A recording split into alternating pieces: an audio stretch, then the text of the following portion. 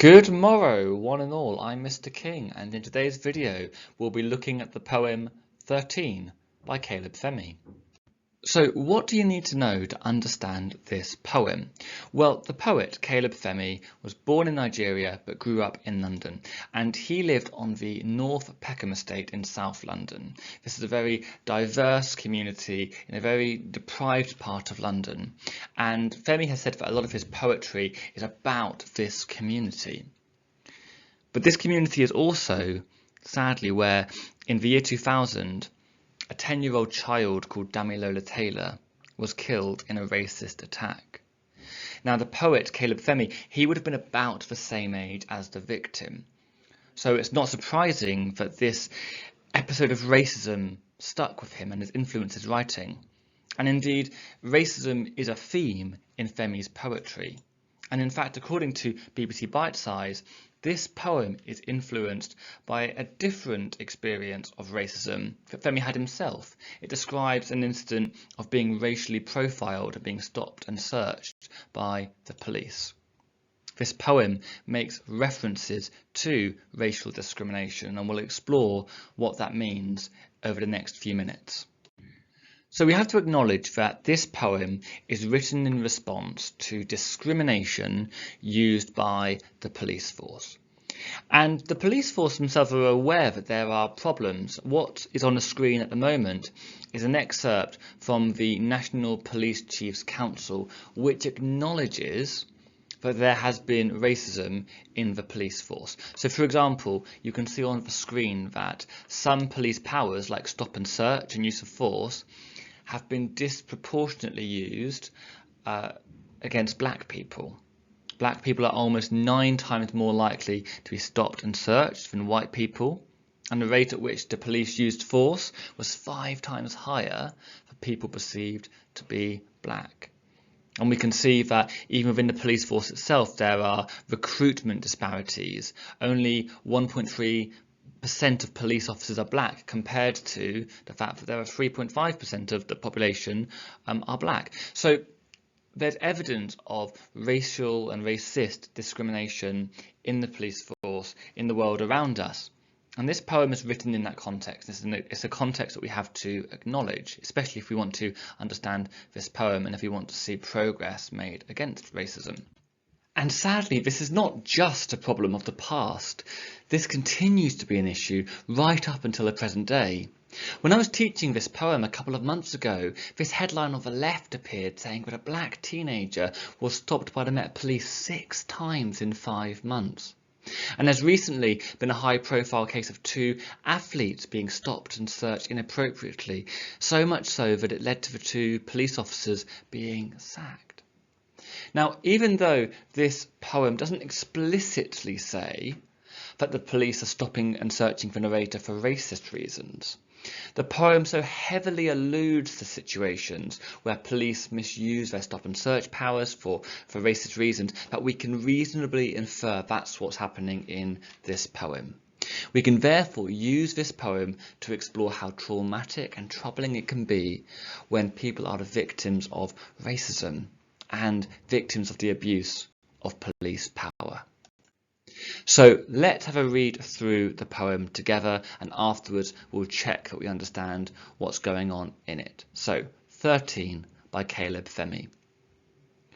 You will be 4 minutes from home when you are cornered by an officer who will tell you of a robbery 40 minutes ago in the area. You fit the description of a man. You'll laugh. 13, you'll tell him. You're 13. You'll be patted on the shoulder then by another Fed whose face takes you back to Gloucester Primary School, a Wednesday assembly about being little stars. This same officer had a horizon in the east of his smile when he told your class that you were all supernovas, the biggest and brightest stars. You will show the warmth of your teeth, praying he remembers the heat of your supernova. He will see you powerless, plump. You will watch the 2 men cast lots for your organs. Don't you remember me? You will ask. You gave a talk at my primary school. While fear condenses on your lips, you will remember that Wednesday after the assembly, your teacher speaking more about supernovas, how they are in fact dying stars on the verge of becoming black holes. So we have here this story of a 13-year-old being stopped and searched by the police because a crime has happened nearby. It was committed by a man, but this 13-year-old has been stopped completely inappropriately, and this poem explores the trauma of that experience. Let's go through the poem now quickly and check we understand what all the words mean. So the first stanza I think is relatively straightforward, but the second stanza begins with a reference to the Fed. So Fed is an American slang term for the police. So another police officer comes to the stop and search, and it reminds the narrator of the police officer who gave a talk at the primary school recently. Next, we have this slightly strange bit of imagery. The same officer had a horizon in the east of his smile. And to me, it makes me imagine someone smirking, like the chap in the picture, because a horizon is normally a sort of flat line, but a smile normally has a bit of a curve to it. So a horizon which has a smile in the east, to me, makes me imagine someone smirking. Perhaps the police officer is smirking because he doesn't really believe what he's saying when he says that these children are all supernovas, the biggest and brightest of stars. Speaking of supernovas, as the poem tells us, they are really bright stars. Sometimes you can even see a supernova during the day. They're that bright. And this happens when a star reaches the end of its natural life. It explodes in bright and powerful colours, which is why you can see it. Now, later on in the poem, we have this reference to the police officers viewing the narrator as plump, and they're casting lots for the narrator's organs, beg your pardon. And this imagery makes us think of the narrator being treated like a piece of meat, almost like a butcher is sort of eyeing up the weight of this person so they can carve him up and sell him for parts. And it's a really grotesque and gruesome piece of imagery. And what does it mean by they're casting lots? Well, casting lots was a biblical practice. This is an allusion to a biblical practice where people would throw things like dice or do something to try and predict the will of God. So, for example, in the New Testament, the disciples cast lots to decide who should join their group. And they would do things like roll things like dice, but made out of sheep knuckles.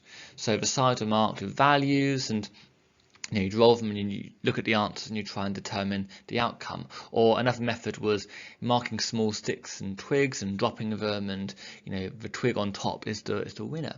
So this was a kind of gambling method used to determine the will of God, and it makes these police officers seem almost godlike, trying to determine what's going to happen to this poor narrator being stopped and searched by the police. We then have this really interesting piece of imagery. Fear condenses on your lips. So for me, I imagine sweat on someone's lips because they're so nervous, they're so stressed by what they are experiencing. And finally, we have this reference to black holes, which you may be familiar with, but a black hole is this phenomenon in space which is inescapable. Everything is sucked into a black hole, even light. It's what happens when a star dies. After it becomes a supernova, it will then implode, it become a black hole, or it can become a black hole. It will suck everything in. It's dying. It's very destructive. It's a very bleak image, and that's how this poem ends. So having established all of that, let's now go through the poem and pick out some language and structural techniques that you might want to write about if you're going to write about this poem in an exam. So this poem is written in the second person. It doesn't say I was 4 minutes from home, which would be the first person. It doesn't say he or she or they were 4 minutes from home. That would be third person. It's second person. You will be. So we, as the readers, we're forced to put ourselves in the shoes of the narrator. And the effect of the second person is it tries to build empathy. It forces us to put ourselves in the narrator's shoes. We are experiencing this moment of discrimination, and that can be quite unsettling, and that is deliberate. And there's a sense of inevitability to this happening. It doesn't say you might be, He says, you will be 4 minutes from home. This almost inevitably will happen. Perhaps it's inevitable that this might happen because there is this established culture of discrimination within the police force, which means that sadly people of colour are being stopped disproportionately more than people who are white. And this narrator is only 4 minutes from home. Home is a place of safety. The narrator should be safe and comforted here, and yet the fact that they're stopped so close to home, it feels like a violation. It feels wrong, and this wrongness just begins to highlight how inappropriate this whole situation is. Our narrator is cornered by an officer. And this imagery of being cornered, it creates a really oppressive tone. It makes the narrator seem trapped, which is all the more awful given that they are 4 minutes from home. And indeed the contrast between being close to home and yet being cornered, it just draws attention to just how wrong and how inappropriate the situation is. No one should feel cornered. No one should feel unsafe in the place where they live. The narrator is told that they've been stopped because they fit the description of a man who committed a robbery 40 minutes ago. And this is a clear allusion to police discrimination. It's an allusion to police discrimination, firstly, because of how inappropriate it is for stopping a child for a man's crime. This is an example of adultification bias, which is a form of racial prejudice when children of colour, but particularly black children, are treated by adults or treated as if they are more mature than they actually are. And this poem shows just how problematic that is. It's awful that a child is being accused of or stopped because of an adult's crime. It's just wrong. And the wrongness of the situation is emphasised through the contrast between the description man and the child's age, 13, a man versus 13-year-old.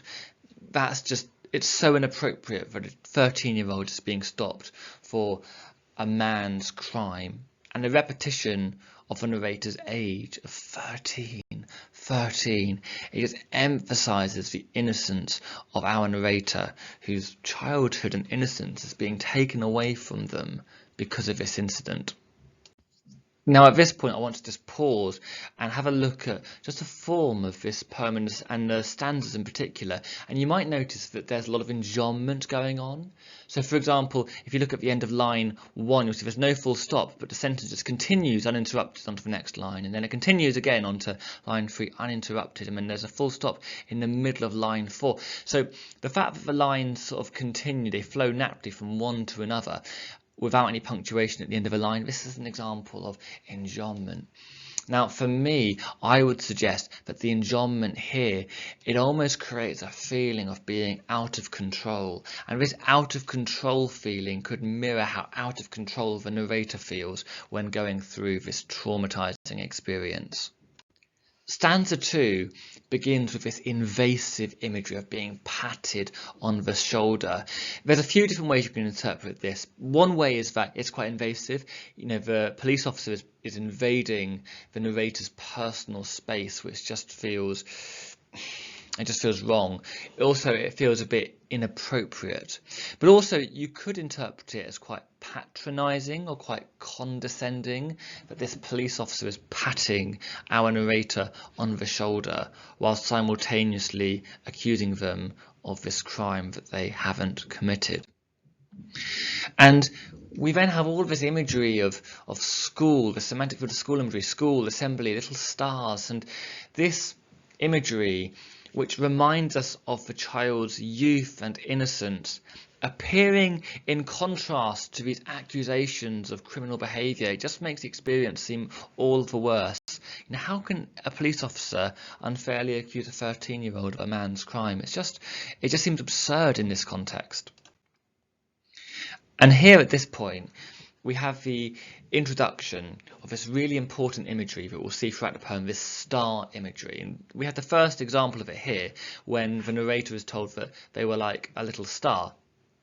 Now here, a little star connotes hope, optimism and joy. You might say to a child, "Oh, you're such a star." You might say it to a child to encourage them. Yet here the opposite is happening. He's being treated with suspicion and contempt.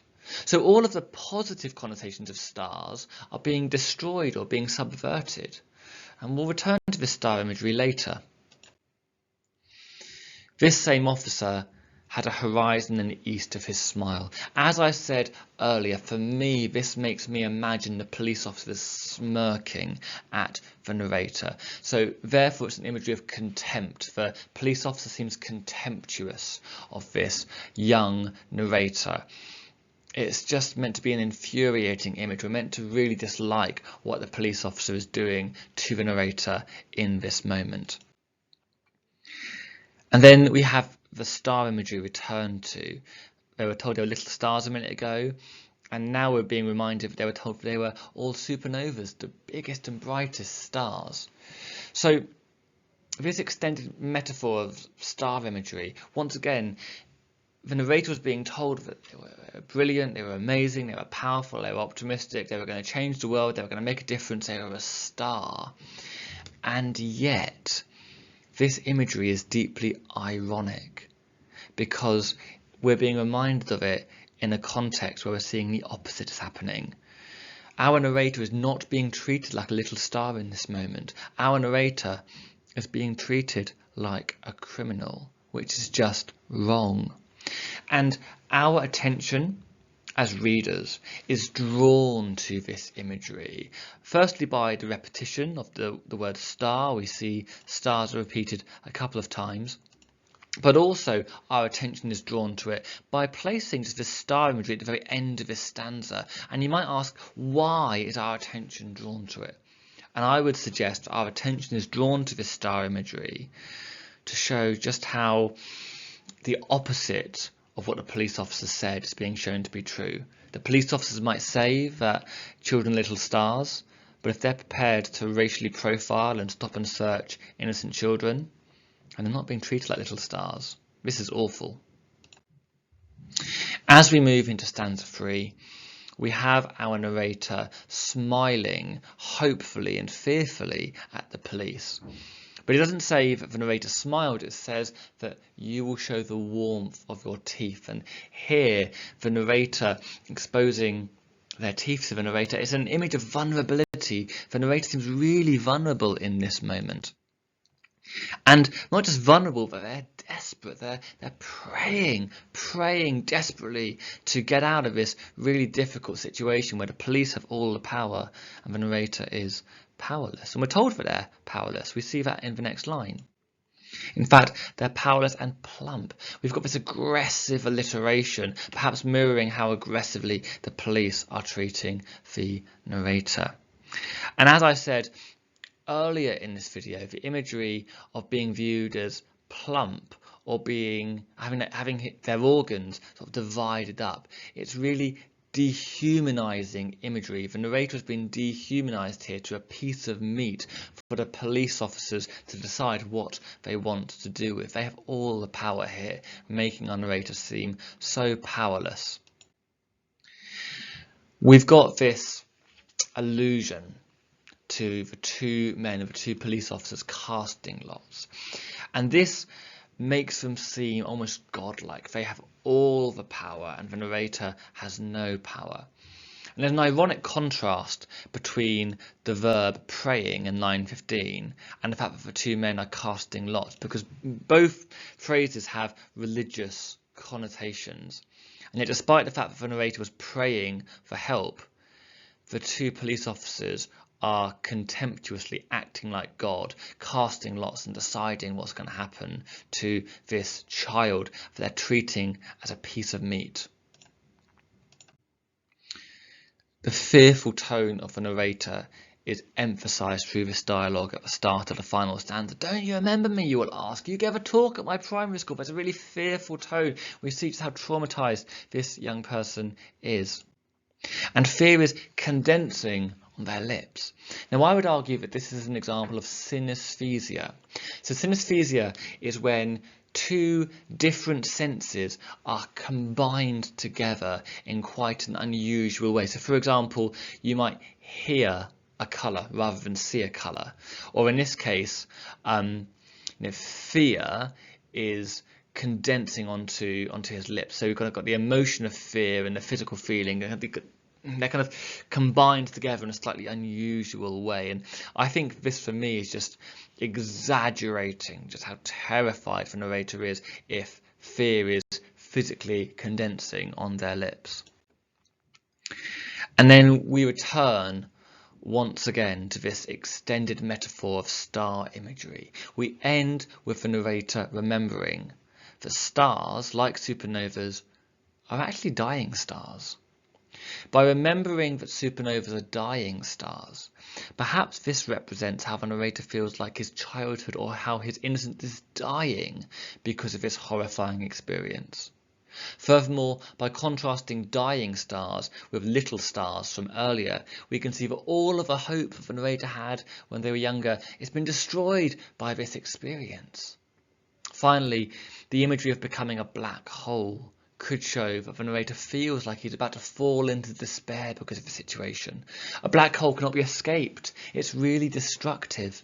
Perhaps this shows how the narrator feels that they're in a world which is just so powerfully overwhelmed with institutional racism, but it's inescapable, it's destructive. It's a powerful reminder of how awful racism is and why it's important that we challenge it and advocate for equality in all areas of society, but particularly in our police force. So I hope you found this useful. By publishing this video, I am completing the series of 15 videos, the 15 poems from the updated poetry anthology. So I hope you found these useful. If you have questions or if there's more content that you would like from me, please do post in the description below. You can see playlists from my other poetry videos on my channel. Please do like and subscribe if you'd like more videos. Good luck if you've got exams. And until next time, cheerio.